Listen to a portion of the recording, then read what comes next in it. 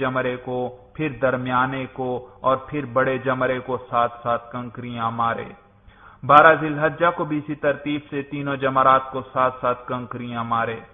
13 ذی الحجہ کی رمی اختیاری ہے، اگر نہیں کرنا چاہتا تو 13 تاریخ کی صبح صادق ہونے سے پہلے پہلے مکہ مکرمہ چلا جائے۔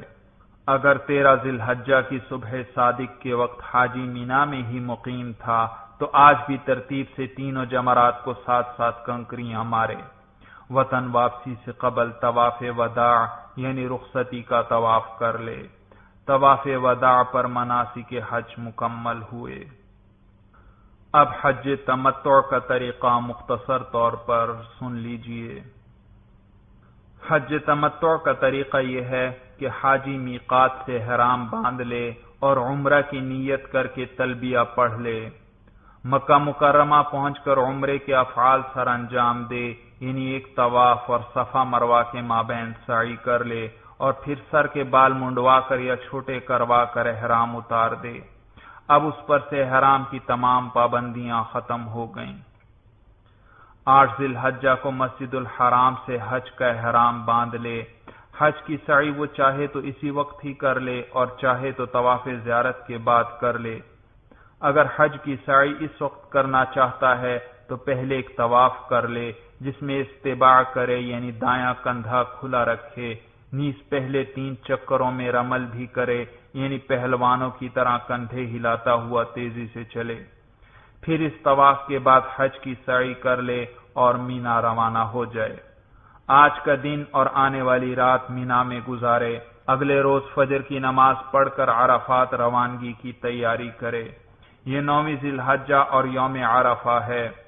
آج کا دن عرفات میں گزارے، سورج غروب ہونے کے بعد مغرب کی نماز پڑھے بغیر ہی مزدلفہ روانہ ہو جائے۔ مزدلفہ پہنچ کر عشاء کے وقت مغرب اور عشاء کی نماز اکٹھی باجماعت ادا کی جاتی ہے۔ یہ رات مزدلفہ میں گزارنا واجب ہے۔ رمی جمرات کے لیے یہیں سے کم از کم 70 کنکریاں جمع کر لے۔ فجر کے بعد سورج طلوع ہونے سے ذرا پہلے مینا روانہ ہو جائے۔ یہ 10ویں ذی الحجہ اور عید کا دن ہے۔ آج کے دن صرف بڑے جمرے پر 7 کنکریاں مارے۔ ہر کنکری مارتے وقت بسم اللہ اللہ اکبر کہے۔ رمی شروع کرتے وقت تلبیہ بند کر دے۔ اب تلبیہ کا سلسلہ ختم ہوا۔ رمی کے بعد پہلے قربانی کرے، پھر سر کے بال منڈوا کر یا چھوٹے کروا کر عام کپڑے پہن لے۔ عید کے 3 دن یعنی 10، 11، 12 ذی الحجہ میں کسی بھی وقت مکہ مکرمہ جا کر طواف زیارت کر لے۔ یہ طواف حج میں فرض ہے۔ اگر حج کی سعی پہلے نہ کی ہو تو طواف زیارت کے بعد حج کی سعی بھی کر لے۔ اگلے روز یعنی 11 ذی الحجہ کو زوال کے بعد ترتیب سے پہلے چھوٹے جمرے کو، پھر درمیانے جمرے کو اور پھر بڑے جمرے کو ساتھ ساتھ کنکریاں مارے۔ 12 ذی الحجہ کو بھی اسی ترتیب سے تینوں جمرات کو ساتھ ساتھ کنکریاں مارے۔ 13 ذی الحجہ کی رمی اختیاری ہے، اگر نہیں کرنا چاہتا تو 13 تاریخ کی صبح صادق ہونے سے پہلے پہلے مکہ مکرمہ چلا جائے۔ اگر 13 ذی الحجہ کی صبح صادق کے وقت حاجی مینا میں ہی مقیم تھا تو آج بھی ترتیب سے تینوں جمرات کو ساتھ ساتھ کنکریاں مارے۔ وطن واپسی سے قبل طواف وداع یعنی رخصتی کا طواف کر لے۔ طواف وداع پر مناسک حج مکمل ہو گئے۔ اب حج قران کا طریقہ بیان کیا جاتا ہے۔ حج قران کا طریقہ یہ ہے کہ حاجی میقات سے حج و عمرہ دونوں کا احرام باندھ لے اور حج و عمرہ دونوں کی نیت کر کے تلبیہ پڑھ لے تو حج شروع ہو گیا۔ مکہ مکرمہ پہنچ کر پہلے عمرے کے افعال سر انجام دے، یعنی ایک طواف کر لے اور صفا مروہ کے مابین سعی کر لے۔ البتہ عمرے کے افعال کے بعد سر کے بال نہ منڈوائے نہ چھوٹے کروائے، بلکہ اسی طرح احرام کے ساتھ مکہ مکرمہ میں مقیم رہے۔ حج کی سعی چاہے تو پہلے ہی کر لے اور چاہے تو طواف زیارت کے بعد کر لے۔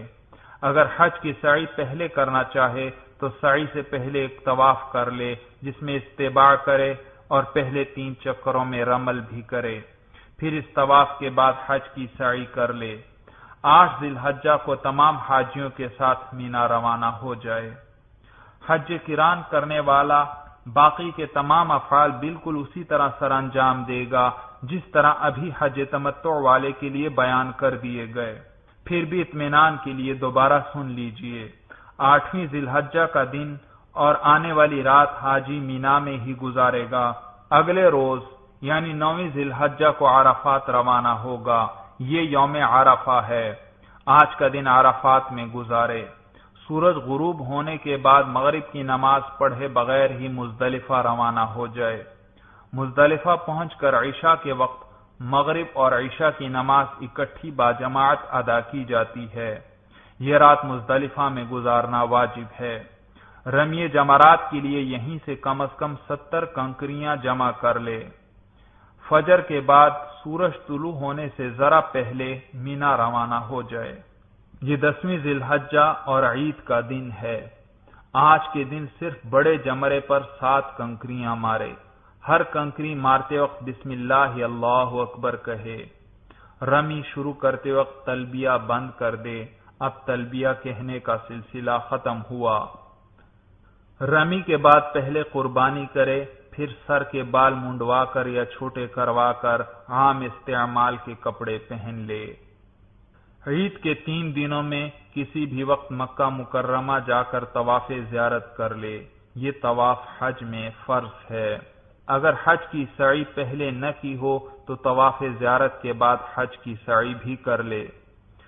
اگلے روز یعنی 11 ذی الحجہ کو زوال کے بعد ترتیب سے پہلے چھوٹے جمرے کو، پھر درمیانے جمرے کو اور پھر بڑے جمرے کو 7 کنکریاں مارے۔